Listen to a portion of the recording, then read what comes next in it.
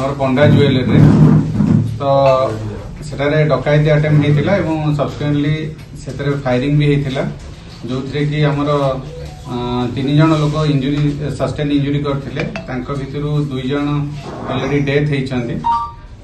तो से केस रे आमर 2 जन at the spot public assault करते अप्रेंशन होते एवं से जगार 2टा आमर आर्म्स मिली किसी लाइफ कैट्रिज 5टा मिली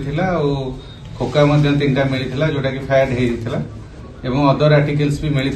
जमती कि मोबाइल फोन वाईफाई डिवाइस भी मिली तो से इन्वेस्टिगेशन आमर जारी रही तो से मेडिकल ट्रीटमेंट पर आम प्रोडक्शन करूँ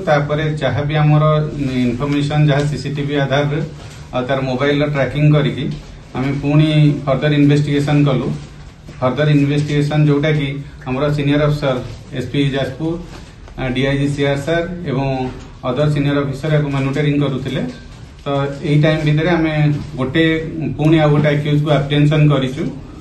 एप्रिहेंशन कला परे ता पाखरु 2टा मोबाइल फोन गोटे आर्म्स मिली